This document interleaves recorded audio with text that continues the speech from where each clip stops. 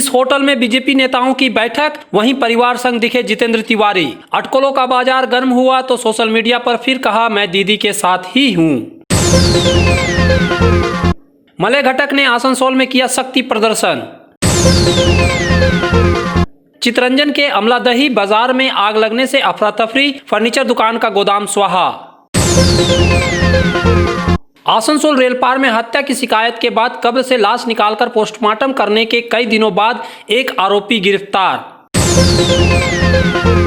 आसनसोल नगर निगम के प्रशासक और तृणमूल जिला कांग्रेस के अध्यक्ष पद से इस्तीफा देने के बाद से जितेंद्र तिवारी को लेकर अटकलों का बाजार बीच बीच में गर्म हो रहा है। हालांकि तिवारी बार बार यही कह रहे हैं कि वह दीदी के साथ हैं और दीदी के साथ ही रहेंगे, यानी वो ममता बनर्जी की पार्टी तृणमूल कांग्रेस में अब भी हैं। लेकिन सोमवार की शाम उन्हें उस होटल में देखा गया जहां बीजेपी के बंगाल प्रभारी कैलाश विजयवर्गीय, सह प्रभारी अरविंद मेनन, प्रदेश अध्यक्ष दिलीप घोष समेत अन्य पार्टी नेता बैठक करने पहुंचे थे। तिवारी अपनी पत्नी और बेटी के साथ कोलकाता के प्रसिद्ध होटल JW मैरियट के रेस्तरां में खाने के लिए पहुंचे थे। उन्होंने अपनी पत्नी द्वारा फेसबुक पर डाले गए होटल के फ़ोटो को शेयर करते हुए लिखा कि कितने दिनों बाद परिवार के संग अच्छा समय बिताने का समय मिला है। जब जितेंद्र होटल से बाहर निकले तो उन्होंने मीडिया से बात करने से इनकार कर दिया। इधर बीजेपी की तरफ से भी अभी तक जितेंद्र तिवारी के संबंध में कोई बयान नहीं आया है। ऐसे में जितेंद्र तिवारी का उस होटल में होना जहां बीजेपी नेता मौजूद थे, उन अटकलों को फिर से हवा दे दिया है कि वह बीजेपी में शामिल हो सकते हैं। 17 दिसंबर को उनके इस्तीफा देने के बाद यह पुरजोर से कहा जा रहा था कि जितेंद्र तिवारी बीजेपी में शामिल हो रहे हैं, लेकिन अभी तक ऐसा नहीं हुआ है। बहरहाल जितेंद्र तिवारी ने ताज़ा उठी अटकलों को दूर करने की कोशिश की है। उन्होंने इसके लिए फिर से सोशल मीडिया का सहारा लिया है। मंगलवार की सुबह उन्होंने ट्वीट किया कि यह देखना बहुत तकलीफदेह बात है कि कुछ लोग मेरा संपर्क बीजेपी से जोड़ रहे हैं, जो पूरी तरह से गलत है। मैं दीदी के साथ हूं और पार्टी को मजबूत करने और दीदी के लिए अगले 48 घंटे के दौरान अपने सामर्थ्य के अनुसार मैं ज़मीनी स्तर पर सक्रिय रूप से काम करना शुरू करूंगा। इस ट्वीट के बाद उन्होंने एक और ट्वीट किया जिसमें समाचार चैनल आज तक का रिपोर्टर बोलपुर के उस बाउल गायक के साथ है जिसके घर अमित शाह ने भोजन किया था। जितेंद्र तिवारी ने लिखा है, एक शख्स दिल्ली से बंगाल आता है, बंगाल की संस्कृति का सम्मान करते हुए तस्वीरें सार्वजनिक करता है और जिसके यहाँ पहुँचता है उस इंसान से सीधे मुंह बात तक नहीं करता है। जितेंद्र तिवारी ने एक और ट्वीट किया जिसमें ममता बनर्जी की मंगलवार को बोलपुर में हुई पदयात्रा की तस्वीर है। उन्होंने लिखा है कि वीरभूम से यह घोषणा कर दी है कि वह हमेशा गोडसे और उसके अनुयायियों की जगह टैगोर और बांग्ला को सपोर्ट करता है। बहरहाल जितेंद्र तिवारी आसनसोल, शिल्पांचल और बंगाल की सियासत में मिस्ट्री मैन बन गए हैं। वे क्या करते हैं, उनका अगला कदम क्या होगा, इस पर सबकी निगाहें हैं। उन्हें लेकर तरह तरह के जुमले गढ़ने वालों की कमी नहीं है। उनके राजनीतिक भविष्य के खत्म होने तक की बातें कही जा रही हैं, लेकिन जितेंद्र तिवारी ने पिछले ट्वीट में क्या कहा था यह भी देखना लाजमी है। उन्होंने शायराना अंदाज में लिखा था, आग में फूलने फलने का हुनर जानते हैं, न बुझा हमको कि जलने का हुनर जानते हैं। Hey there. Subscribe to my channel. And also press this bell icon. अगले साल होने वाले विधानसभा चुनाव के पहले आसनसोल में तृणमूल कांग्रेस राज्य के मंत्री मलय घटक के नेतृत्व में लगातार अपना शक्ति प्रदर्शन कर रही है। मंगलवार को फिर से मलय घटक के नेतृत्व में बंग ध्वनि यात्रा के तहत आसनसोल में एक बड़ा जुलूस निकाला गया। खास बात थी कि इस जुलूस में जिला तृणमूल कांग्रेस के सारे नेता मौजूद थे।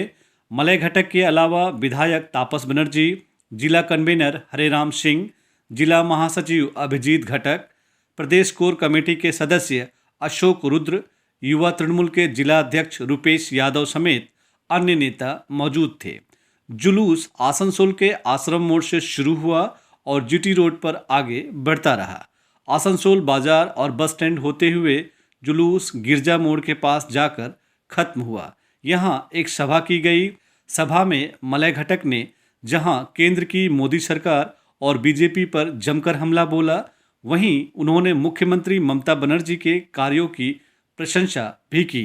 उन्होंने कहा कि ममता बनर्जी की सरकार ने 9 सालों में बंगाल में अन्य राज्यों की अपेक्षा ज़्यादा काम किया है। পশ্চিমবঙ্গে তৃণমূল ছাড়া অন্য কোনো রাজনৈতিক দলের কোনো জায়গা নেই। মমতা বন্দ্যোপাধ্যায় ছাড়া খালি পশ্চিমবঙ্গ নয়, সারা ভারতবর্ষে কোনো নেতা বা নেত্রী নেই যিনি সমস্ত জাতি, সমস্ত ধর্ম, সমস্ত ভাষাভাষীর মানুষকে সমানভাবে একইভাবে নিয়ে চলতে পারেন।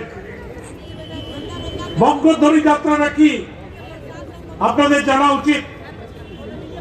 2011 সালে আপনাদেরই আশীর্বাদে, রাজ্যের মানুষের আশীর্বাদে মা মাটি মানুষের সরকার প্রতিষ্ঠিত হয়েছিল।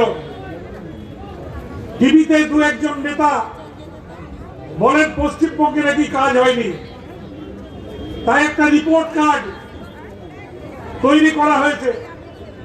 পশ্চিমবঙ্গের প্রতিটি মানুষের বাড়ি বাড়ি আমরা পৌঁছে দিচ্ছি। কোনো মিথ্যে কথা নেই। যদি মিথ্যে কথা থাকতো তাহলে নিশ্চয়ই বিরোধী দল বলতো যে এই কথাটা আমরা মিথ্যা বলেছি। বার্নপুর শিল্পাঞ্চলের মানুষের চাহিদা পূরণে স্টেশন রোডের সক্ষম প্লাজা ইলেকট্রনিক্স বিপণির জগতে এক মহা বিপ্লব ঘটিয়ে ফেলেছে তাদের বিপুল সম্ভারে ও অত্যাশ্চর্য বিশেষ ছাড়ে। AC, LCD TV, washing machine, DVD player, micro oven, fridge, সঙ্গে থাকছে এক্সচেঞ্জ অফার এবং প্রত্যেক কেনাকাটার সঙ্গে থাকছে আকর্ষণীয় গিফট। সক্ষম plaza, station road, बार्नपुर। Durga Puja के आगमन पर नए एक्सक्लूसिव ड्रेसों के साथ फुल्ली सैनिटाइज और सोशल डिस्टेंसिंग का पालन करते हुए श्री बालाजी फैशन आपका स्वागत करता है। वाजिब दरों पर फैंसी साड़ी सहित अन्य ड्रेसों की खरीदारी करें। आज ही आए बालाजी फैशन, हर घर की पसंद। GT road opposite Subhash institute, Asansol. नमस्कार, हम लोग कोविड-19 के लेके फुल सैनिटाइज करके स्टोर फिर से ओपन किए हैं।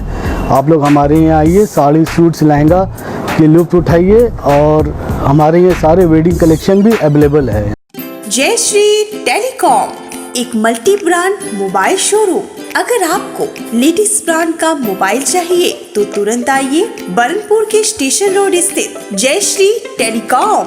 यहाँ ऑनलाइन प्राइस पर हर ब्रांड का मोबाइल उपलब्ध है। सभी कंपनियों से इजी फाइनेंस की सुविधा। तो देर न कीजिए, तुरंत आइए बरनपुर के स्टेशन रोड स्थित Jai Shri telecom, a house for multi brand mobile phone, station road, Burnpur. Asansol नगर निगम के तत्वाधान में मिशन निर्मल बांग्ला को सफल बनाएं। हमारी प्रतिज्ञा, हमारा गर्व। एक बात सभी याद रखें, कचरा जहाँ तहाँ ना फेंके। कौन सा कचरा कहाँ डालना है अच्छी तरह से समझना है। स्वयं जागरूक हो, औरों को भी जागरूक करें। रिड्यूस, रीयूज और रिसाइकिल प्रक्रिया को अपनाएंगे, सुंदर स्वस्थ आसनसोल बनाएंगे। आसनसोल नगर निगम के ग्रीन और ब्लू बीन का सही इस्तेमाल करें। प्लास्टिक का व्यवहार ना करें। आसनसोल नगर निगम सदैव आपकी सेवा में उपस्थित है। Clean Asansol, green Asansol.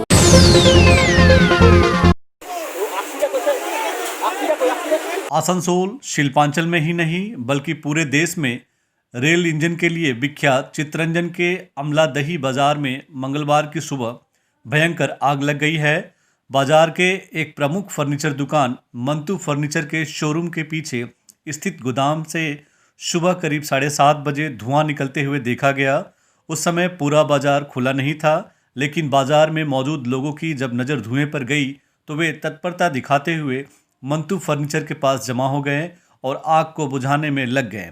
इस बीच पुलिस और चित्तरंजन रेल कारखाना प्रबंधन के दमकल विभाग को भी सूचना दे दी गई। खबर पाकर दुकान का मालिक भी मौके पर तुरंत पहुंच गया। उसने शोरूम का शटर खोल दिया, जिससे जल्दी से सारे फर्नीचर निकाल लिए गए, लेकिन शोरूम के पीछे स्थित वर्कशॉप और गोदाम में आग तेजी से फैलने लगी। लोगों ने अपने स्तर से आग पर काबू पाने की कोशिश की। सूचना मिलते ही जल्द ही चित्तरंजन रेल कारखाने के दमकल कर्मी 2 इंजनों के साथ बाजार पहुंच गए।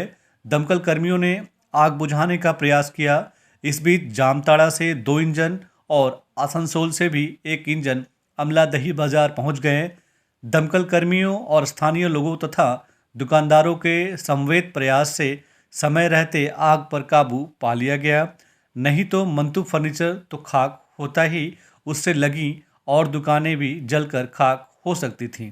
बहरहाल आग बुझाने के दौरान फर्नीचर दुकान के गोदाम के पीछे स्थित अस्थायी रूप से बनाई गई करीब आधी दर्जन दुकानों को नुकसान पहुंचा है। आग कैसे लगी है यह भी ठीक कोई नहीं बता पा रहा है, लेकिन आशंका व्यक्त की जा रही है कि शॉर्ट सर्किट की वजह से आग लगी है। আমলাদহি বাজারের যে মান্তু ফার্নিচার, এই ফার্নিচারের দোকানে সকাল 7টা 5-10-এর মধ্যে আগুন ধরে যায় এবং সেটা আকস্মিক কোনো কারণে হয়েছে। সেটা শর্ট সার্কিটে হতে পারে বা পিছনে কোনো দাহ্য পদার্থ ছিল তার মাধ্যমে হতে পারে। তো সকালবেলা সব দোকান খোলার প্রস্তুতি ছিল, সেই সময়ের মধ্যে আগুন ধরে যায় এবং বাজারের সমস্ত ব্যবসায়ীবৃন্দ দেখতে পাওয়ার সাথে সাথে আরপিএফকে খবর দেওয়া হয় এবং আরপিএফ, ফায়ার ব্রিগেড, সিএলডব্লিউ এবং ওয়াটার ওয়ার্ক, তার সাথে ওয়েস্ট বেঙ্গল পুলিশ সবাই এসে এবং বাজারের লোক এবং আমাদের চিত্তরঞ্জনবাসী সবাই এসে কাঁধে কাঁধ মিলিয়ে সেই ফায়ার ব্রিগেডের সাথে সমানভাবে সহযোগিতা করে আগুনকে নেভানোর চেষ্টা করা হয় এবং কিছুক্ষণের মধ্যে আমাদের এই আগুন নিভেও যায়। বিশেষ কিছু ক্ষয়ক্ষতি না হতে দিয়ে আমরা ওনার ফার্নিচারের দোকানকে সেভ করার চেষ্টা করেছি এবং যথেষ্টভাবে ওনার ফার্নিচারের জিনিসপত্র সব সেভ করে দেওয়া হয়েছে এবং পিছনের দিকে যে ফার্নিচারের শোরুম বা ওদের যে ওয়ার্কশপ ছিল সেই ওয়ার্কশপের কিছু ক্ষতি হয়েছে, যেমন ভেঙে চুরে নিয়ে তারপর আগুনকে নেভাতে হয়েছে। এই সমস্ত কারণের জন্যই সামান্য কিছু ক্ষয়ক্ষতি হলেও বেশিরভাগটাই সেগুলোকে আমাদের সেভ করা গেছে এবং আমি খুবই ধন্যবাদ দেবো যে আমাদের ফায়ার ব্রিগেড, আরপিএফ এবং RPF personality, West Bengal police এবং বাজার সমিতির যারা সদস্য এবং চিত্তরঞ্জনবাসী, তারা সকলে কাঁধে কাঁধ মিলিয়ে তাড়াতাড়ি করে যাতে আগুন নিভে যায় এবং তার সমস্ত সম্পত্তি যাতে নষ্ট না হয়ে যায় এই ব্যাপারে যথেষ্ট সহযোগিতা করেছে এবং আমরা আগুন নেভাতে সক্ষম হয়েছি। পরের পর গাড়ি এসে ফায়ার ব্রিগেডের জল দিয়ে এবং সকলের সহযোগিতা নিয়ে আমরা এটাকে নেভাতে সক্ষম হয়েছি। Hey there. Subscribe to my channel. And also press this bell icon. Asansol बाजार के कपड़ा व्यवसायी मोहम्मद इसरार उर्फ गोल्डन की कथित हत्या के सिलसिले में 2 महीने बाद पुलिस ने पहली गिरफ्तारी की है। इस मामले में गोल्डन के चचेरे भाई मोहम्मद नौशाद आलम को गिरफ्तार किया। उसे आसनसोल जिला कोर्ट में पेश किया, जहां से उसे 10 दिनों के लिए पुलिस रिमांड पर भेज दिया गया है। पुलिस ने 14 दिनों के लिए रिमांड मांगा था, लेकिन कोर्ट ने 10 दिनों के लिए ही दिया। जानकारी के मुताबिक गोल्डन की कथित हत्या के मामले में छानबीन करने के लिए ही पुलिस ने आईपीसी की धारा 302 और 201 के तहत मोहम्मद नौशाद को गिरफ्तार किया है। ये धाराएं हत्या और हत्या से संबंधित सबूत मिटाने से जुड़ी है। उम्मीद की जा रही है कि नौशाद से पूछताछ के बाद बाकी आरोपियों को भी गिरफ्तार किया जा सकता है। मालूम हो कि आसनसोल बाजार के न्यू सिनेमा के नजदीक कपड़ा दुकानदार और रेलपार निवासी मोहम्मद इसरार उर्फ गोल्डन की मौत 4 अक्टूबर को हुई थी। आरोप था कि उसके चचेरे भाइयों ने मामूली विवाद में उसके साथ मारपीट की थी, जिसके बाद उसकी मौत हो गई थी। चचेरे भाइयों ने धमकी देकर गोल्डन के परिवार को थाना में मामला दर्ज कराने नहीं दिया था। तब हजारीबाग से रहने वाले उनके ससुर मुस्तफीज आलम ने परिवार से हत्या की शिकायत दर्ज कराई थी। इसके बाद 8 अक्टूबर को पुलिस ने मजिस्ट्रेट की मौजूदगी में ओके रोड स्थित कब्रिस्तान से गोल्डन की दफन की गई लाश निकलवाई, ताकि पोस्टमार्टम कर यह पता किया जा सके कि उसकी मौत का क्या कारण है। अब 2 महीने बाद इस मामले में पहली गिरफ्तारी से गोल्डन के परिवार का दावा सच साबित होता दिख रहा है कि उसकी हत्या की गई थी। बहरहाल अभी जांच पड़ताल और पूछताछ के बाद ही पूरी स्थिति का पता चलेगा। Hey there. Subscribe to my channel. And also press this bell icon. Asansol नगर निगम के आयुक्त बनाए गए नितिन सिंघानिया अपना पदभार ग्रहण करने के बाद से लगातार सक्रिय है और विभिन्न जगहों का दौरा कर नगर निगम क्षेत्र की समस्याओं को समझने और उनके समाधान के लिए प्रयास कर रहे हैं। अल्प अवधि में ही उन्होंने अपनी कार्यशैली से शहर के लोगों पर अपनी छाप छोड़ी है। मंगलवार को मरवाड़ी मित्र सेवा समिति की तरफ से उन्हें सम्मानित किया गया। डॉक्टर जेके खंडेवाल के नेतृत्व में समिति के सदस्यों ने नगर निगम कार्यालय में ही आयुक्त सिंघानिया के दफ्तर उन्हें सम्मानित किया गया। इस मौके पर समिति के सदस्य और आसनसोल चेंबर ऑफ कॉमर्स के अध्यक्ष नरेश अग्रवाल, सीताराम बागड़ी और अन्य सदस्य मौजूद थे। इस मौके पर पदाधिकारियों ने आयुक्त से कुछ जरूरी मुद्दों पर भी चर्चा की। मरवाड़ी मित्र परिषद एक यहाँ का करीब 20 हमारे देश के जितने लोग हैं वो मेंबर हैं। हम लोग सामाजिक कार्य करते हैं और दूसरों के लिए भी